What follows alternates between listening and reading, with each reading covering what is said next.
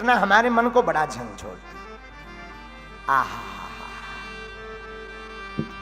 सुनिए, आनंद आएगा। वृंदावन की परिक्रमा की ही ये चर्चा है, उठी वहां। यहां घटना क्या घटी, विद्वान लोग जरा इस पर ध्यान दें। वृंदावन में जब भगवान लीला करते थे तो घर घर डोलते थे। ब्रजांगनाएं भगवान के अधीनस्थ थी और सारे संसार उनके अधीन है।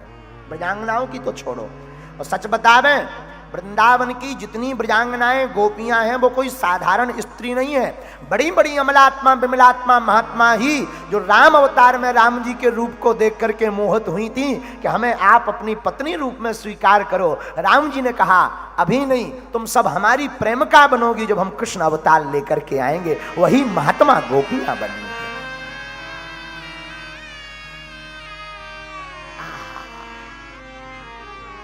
ब्रज में एक गोपी का नया नया विवाह हुआ। वो आई, उसके सास ससुर और ननंद बड़ी ढीठ थी। जब भगवान की लीला की बात, तो उस गोपी की सास ने उस नई गोपी से कहा, सुन, तू आए तो गई, पर एक बात मुरी कान खोल के सुन ले। हाँ, हाँ जी माँ जी, बताओ। तू सबको अपनो मुंह दिखाइयो, पर ना तू अपनो मुंह दिखाइयो, एक को ना देखियो। वो बड़ो खतरनाक जादूगर है। इस नगर में एक जादूगर रहवे। कौन सो मां? अरे ते ना जाने, एक नेक सो छोटो सो छोरा है, नंद को छोरा। वो इतना जादूगर है कि बाने कईयों की घरन को सबको अपने बस में कर लो। बाकी चक्कर में मत पड़ जाइए, तो मोरी सौगंध है, तू भूल कर भी अपना मुख दिखाना नहीं और भूल कर उसकी तरफ तू देखना नहीं। सामने भी आ जाए तो दूर हो जाना, भाग जाना, जो मां आपकी आज्ञा। बिचारी भोली गोपी, उसे पता नहीं था ब्रज के बारे में कि नंद नंदन कौन है, कृष्ण कौन है, ये जादूगरी क्या है, ये आकर्षण क्या है, ये किसकी बात कर रही है, किसके लिए रोक रही है, किसके लिए ये मना कर रही है, किसके लिए ये दूर कर रही है। बिचारी भोली गोपी ब्रज में आकर के सास ससुर की मर्यादा में रहने लगी। हमारे ठाकुर जी तो घर घर डोले। एक दिन घर घर डोलते डोलते बाप गोपांगना के घर पे भी पहुंच गए। उसके घर पे जाकर भगवान यत्र तत्र सर्वत्र घूमने लगे और वो नई नवेली गोपी को देखकर भगवान बाके घूंघट के पास पहुंच गए। तो ननंद ने धक्का देकर के बताइए, जो मां ने कहा था ना वो नंद को छोड़ा, जो आ गो, अब मुंह ना खोलिए। ननंद की बात मानकर गोपी ने अपने घूंघट को जोरते पकड़ लिया। अब ये गिरेगा ही नहीं। ठाकुर जी बार बार घूंघट को उठाने की कोशिश करवे, नीचे ते झाके, हरी गोपी तू कैसी दिखबे, जरा मुंह तो दिखाई दे, मुखड़ो तो दिखाई दे, का है गो तू को, नाराज है का। और वो गोपी तो मुंह ढलावे, मुंह ऐसो करवे, पर वो जो तोतली वाणी, वो रसीली वाणी, वो ब्रज भाषा, वो लावण्यमयी भाषा, वो कर्ण प्रिय भाषा, वो गोपी ने सुनी तो थोड़ी तो उत्साहित हुई कि मैं छुपके से देख लूं। पर भय था मेरी मां पीटेगी, मेरी ननंद पीटेगी, मेरा पति मारेगा, इसलिए वहां ने घूंघट जोरते पकड़ लिया। भगवान, हमने सुना है 3 घड़ी तक भगवान उस गोपी के पास गए, पर उस अभागन को हमारे ठाकुर के दर्शन नहीं हुए। भगवान जाने लगे तो बोले, जा, मैं भी प्रण लेता हूं, आज के बाद तुझे अपना कभी मुख नहीं दिखाऊंगा। उस गोपी को क्या पता, वो क्या जाने। ठीक, भगवान चले गए, बात आई गई हो गई। आहा, गोवर्धन लीला हुई, इंद्र ने बारिश की तो सारे ब्रजवासी अपना घर का छोटा मोटा सामान लेकर के सब गोपियां गोवर्धन पर्वत की तलहटी में प्राण बचाने के लिए भागे भागे गए। तो वो गोपी, वो गोपांगना जिसने अपना मुख नहीं दिखाया था, जिसने ठाकुर को अपना मुंह नहीं दिखाया, घूंघट को पकड़ लिया था, वो गोपी भी उस गोवर्धन पर्वत के नीचे आई। जहां भगवान गिरधारी बने थे, बीच में अंगुली लगाए हुए भगवान गिरवरधारी बने, हाथ में पर्वत को उठाए हुए सारे ब्रजवासी ब्रजांगनाएं, कोई हाथ लगाए, कोई लकड़ी लगाए, कोई भगवान के रूप रस सुधा का आनंद ले रहा, कोई भगवान का खड़े होने का आनंद ले रहा। क्या अद्भुत लीला है, क्या अद्भुत छटा है, क्या अद्भुत विहंगम दृश्य है। सब देखे जा रहे हैं, सब देखे जा रहे हैं। कोई भगवान के नेत्रों की चपलता देख रहा, कोई ठाकर के होठों की ललामता को देख रहा, कोई भगवान के श्वेत श्वेत दंतावली मोती की भांति चमक पड़ने वाली दंतावली की लावण्यता को देख रहा, कोई भगवान के मोटे मोटे कारे कारे कजरारे कजरारे आंखों की तरफ देख रहा, कोई आंखों में समाया जा रहा। किसी की आंखें अगर एक बार टिक गई तो वो हट नहीं रही। भगवान का ऐसा दिव्य मनोहर रूप, वो गोपी भी आई। हाँ, आई। उस गोपी को किसी ने धक्का दिया तो धोखे से उसका मुंह का घूंघट उठा और धोखे से उसकी नजर कन्हैया के ऊपर पड़ गई। धोखे से, जानबूझकर नहीं, धोखे से हमारे ठाकुर के ऊपर, हमारे कान्हा के ऊपर नजर पड़ी और जैसे ही नजर पड़ी अबाक रह गई। हो कस्तूरी तिलकम ललाट पटले वक्षस्थले कौस्तुभम नासाग्रे वरमौक्तिकम करतले वेणु करे सर्वांगे हरिचंदनम सुललितम कंठे च मुक्तावली गोपे स्त्री परिवेष्टतो विजयते। आहा, अबाक रह गई। ओ कोई इतना सुंदर, अरे मैं बाबरी थी, मैं पागल थी, मैं अभागनी थी, मैं मती की मारी थी, जो कन्हैया को देखी नहीं आज तक। रो पड़ी, धारा बह पड़ी और भगवान ने देखा कि हमको देख रही, तो भगवान ने मुंह टेढ़ा कर, मैं ना चेहरा दिखाऊंगा। गोपी दौड़ी दौड़ी उस तरफ गई तो भगवान ने इस तरफ मुंह कर लिया, दौड़ी दौड़ी उस तरफ गई तो भगवान ने ऊपर मुंह कर लिया, पर गोपी को मुख नहीं दिखाया। 3 दिन बीत गए। गोपी दिन ना रात अब अपनी ननंद की, अपनी सास की परवाह बिना किए ठाकुर के मुख को देखने की तरफ ललायत है। बार बार रो रही, क्षमा मांग रही है, कन्हैया, हे मधुसूदन, हे नंदनंदन, हमारी भूल को क्षमा करो। मैं अभागनी हूं, मैं पापनी हूं, जो आपके इस मनोहर रूप को देखने से वंचित रह गई।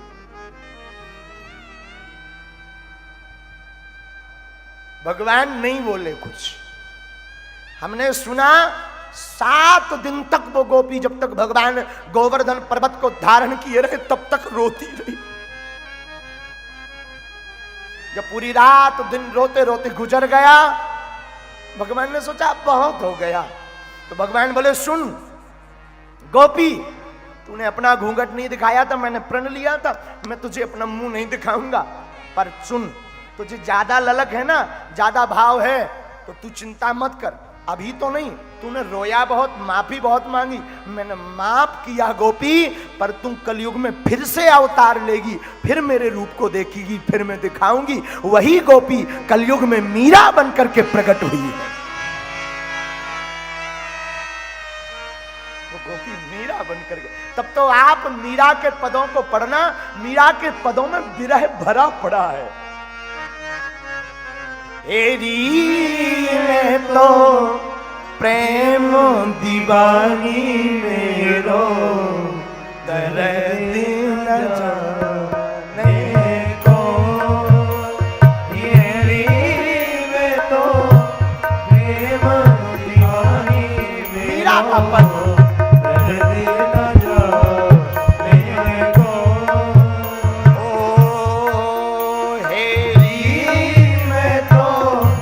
प्रेम दीवानी मेरो दर्द न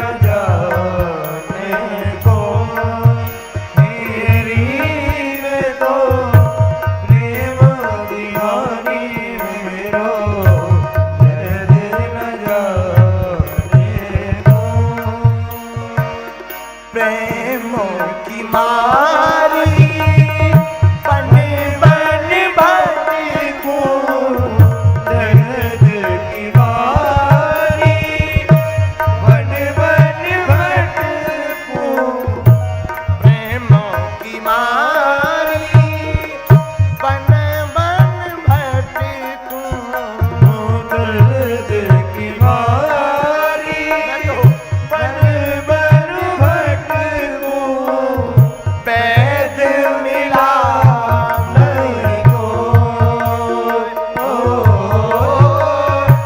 पैद मिला नहीं कोई तेरी मैं तो प्रेम दीवानी मेरो दर्द बजाने को तेरी मैं तो प्रेम दीवानी मेरो दर्द बजाने को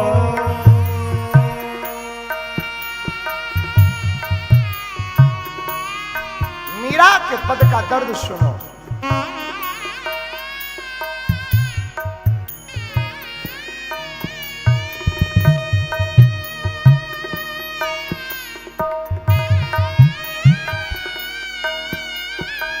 हे माधव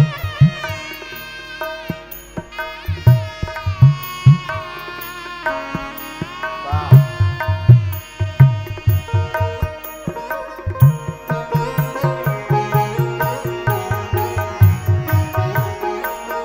मीरा कहती कौन हमारो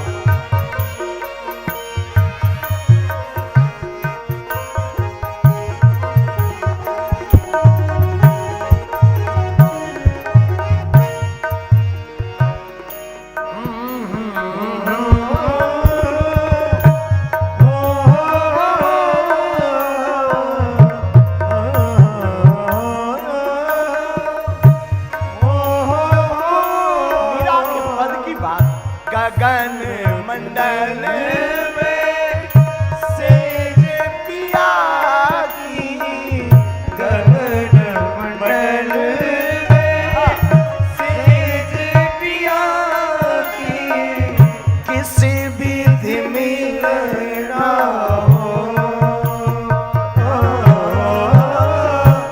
किस विधि मिलना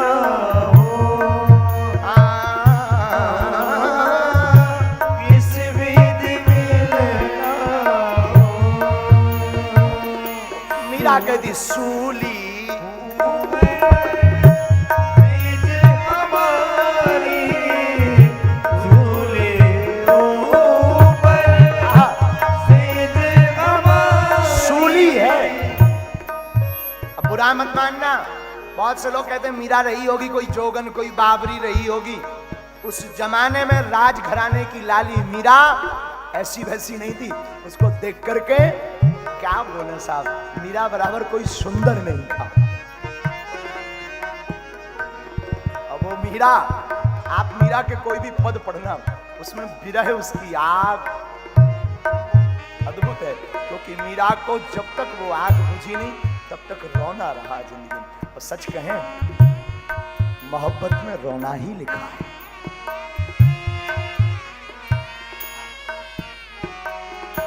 जो ईश्वर से प्रेम करता ना, उसकी आंखें भरी रहती। हम एक बार बोल रहे थे, कोई हमसे पूछ रहा था, महाराज कभी कभी पूजा करते करते आंखें भर आती हैं, आंखें रो पड़ती, क्या कारण है कि आंखें भर आती? तो किसी महापुरुष की वाणी हमें याद आई, कभी कभी पूजा करते करते तुम्हारी आंखें भर आए, ऐसे ही अचानक, तुम्हारा अतीत तुम्हारे दुख के कारण नहीं, अचानक कभी कभी गुरु दर्शन करते रहे, कभी किसी महापुरुष के दर्शन करते करते तुम्हारी आंखें भर आए, समझना तुम्हें भी आज ईश्वर ने याद किया है।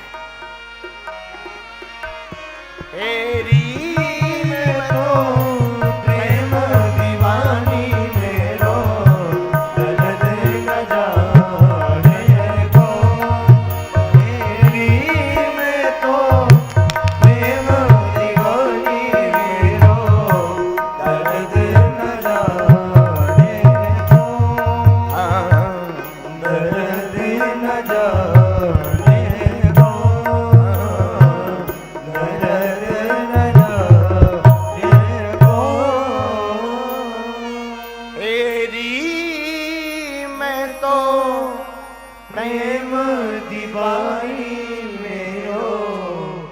कौन जानेगा दर्द, क्योंकि दर्द में तो वही भाव छिपा था मीरा का पुराना।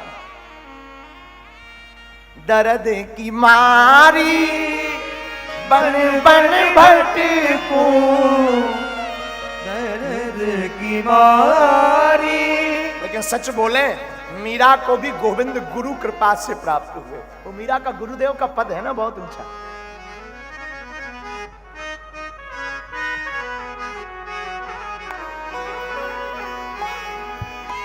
बोल। लागी लगन गुरु चरण की, मोहे लागी लगन गुरु चरण की, मोहे लागी। मीराबाई ने बहुत ग्रह भोग लिया, बहुत रो लिया, सब कर लिया। अब देखा, अब भी घनश्याम स्वीकार नहीं कर रहे, झलक नहीं दिखला रहे। जब भगवान ने वादा तो किया था कि कलयुग में तुम आना, मीरा बनकर आओगी, फिर हम मिलेंगे, मिले नहीं। तब गुरु के चरणों में लगन एक बार मीरा की लगी, तब गोविंद मिले। मोहे लागी लगन गुरु चरण की, मोहे लागी लगन गुरु चरण। मीरा के पद ने बताया कि इनको गुरु की लगन लगी।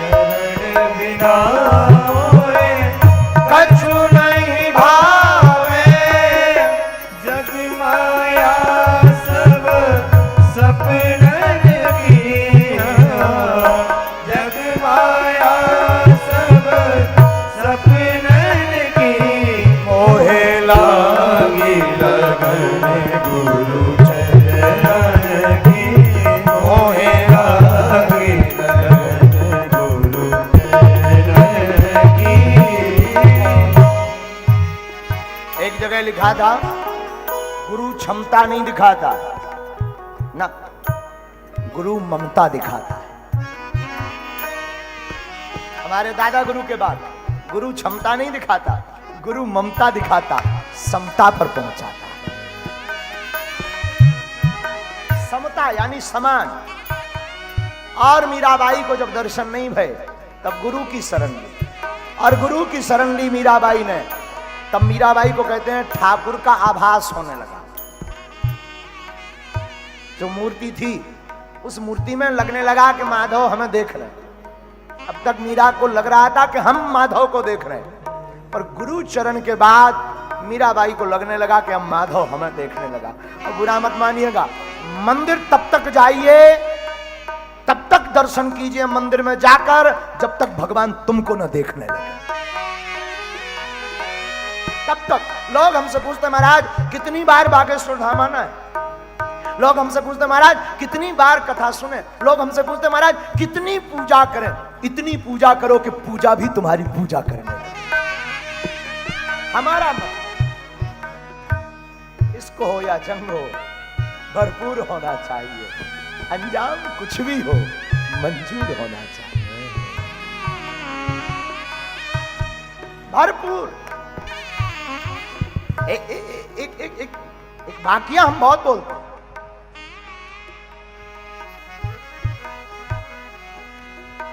शायद बोला भी, फिर बोलते हैं, गुरु शिष्य का गुरु नाश करता है। गुरु यानी अहंता। और मीरा को लगा कि मैं बहुत बावरी हूं, मैं जोगन हूं। मीराबाई को लगा कि मैं बहुत पुराने जमाने से ठाकुर से मिली हूं, मैं अवतारी हूं। मीरा को लगा कि ठाकुर को तो मिल नहीं है, क्योंकि वचन दिया। अरे गुरु ने कहा ये ऐसे मिलने वाले नहीं है, ये तो कई बार बातों से भी मुकर जाते। महाभारत में हुआ क्या? महाभारत में भगवान वचन देते कि हम शस्त्र नहीं उठाएंगे। हमारे तिवारी जी ने गाया था, अपना मान टले टल जाए पर भक्त का मान ना। आपने बहुत प्यारी बात बोली। तो भगवान, बहुत ऊंची लीला है भगवान की। भगवान प्रण लेते हैं कि हम महाभारत में अस्त्र शस्त्र नहीं उठाएंगे, पर भगवान ने देखा कि अर्जुन के ऊपर बाणों की बरसात हो रही है, भीष्म पितामह जैसे बड़े बड़े योद्धा बाण मार रहे, कहीं हमारा अर्जुन डिग ना जाए, डूब ना जाए, टल ना जाए, हट ना जाए। भगवान रथ का पहिया लेकर के दौड़ पड़े। सब चौंक गए, ये तो वचन ले रहे थे अभी कुछ देर पहले कि मैं हथियार नहीं लूंगा, इनका तो कोई ठिकाना नहीं है। और भगवान ने जब रथ का पहिया उठाया तो सबसे ज्यादा डर लगा पृथ्वी को, कांपने लगी। तो पृथ्वी कांपने लगी तो भगवान ने नीचे की तरफ देख के पूछा कि तुम क्यों कांप रही? तो पृथ्वी ने कहा सरकार हमें तो अब चिंता और ज्यादा, हार्ट बीट बढ़ गई हमारी। भगवान ने पूछा तुम्हारी हार्ट बीट क्यों बढ़ गई? बोले सरकार अभी आपने प्रण लिया था कि मैं महाभारत में शस्त्र नहीं उठाऊंगा, आपने उठा लिया। भगवान बोले इसमें क्या दिक्कत है? बोले दिक्कत यह है कि कुछ देर पहले हमें भी प्रण दिया था कि तुमसे तुम्हारे ऊपर से पाप का भार मैं हटा दूंगा, कोई पापी नहीं रहेगा। तुम्हारा तो कोई वचन का ठिकाना नहीं है, कहीं ऐसा ना हो पापी बढ़ाने लगो। तो हमने सुना है कि जब भगवान रथ लेकर के दौड़े तो पृथ्वी ये प्रश्न कर रही थी तो भगवान ने अपना पीतांबर नीचे फेंक दिया और पीतांबर फेंक करके मानो पृथ्वी को जवाब दिया कि तू चिंता मत कर, तेरा वचन भगवान को याद है, पर अपने भक्त की रक्षा के लिए भगवान अपना वचन तोड़ दिया। मीरा को गुरुदेव ने समझाया, मीरा तुम्हें लगता है भगवान ने वचन दिया, पर जब तक तुम गुरुमुखी नहीं होगी। आज हमने कथा कहां से शुरू की थी? निज मुख से। भाव भाषा निज मुख और गुरुमुख, भाव भाषा निज मुख और गुरुमुख, 4 सूत्र पर चर्चा की थी। गुरुमुख पर कथा विराम करेंगे, लेकिन मीरा का पद मोहे लागी लगन गुरु चरण की, मोहे लागी लगन गुरु चरण की, गुरु चरण की, गुरु चरण की, गुरु चरण की, गुरु चरण की। आप पूछोगे गुरु कौन है? गुरु संपत्ति नहीं, गुरु विपत्ति लेता है। जो विपत्ति ले वो गुरु, जो संपत्ति ले वो बिजनेसमैन। मोहे लागी लगन गुरु चरण की, लागी लगन गुरु चरण की। अच्छा गुरु कौन?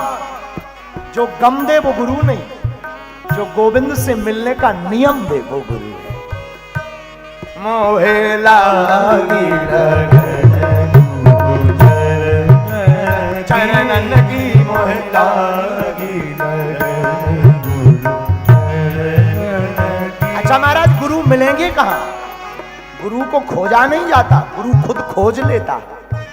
मोहे लागी लगन गुरु चरण की, मोहे लागी लगन गुरु चरण। और सुनो, गुरु से जिंदगी नहीं है, जिंदगी से गुरु है।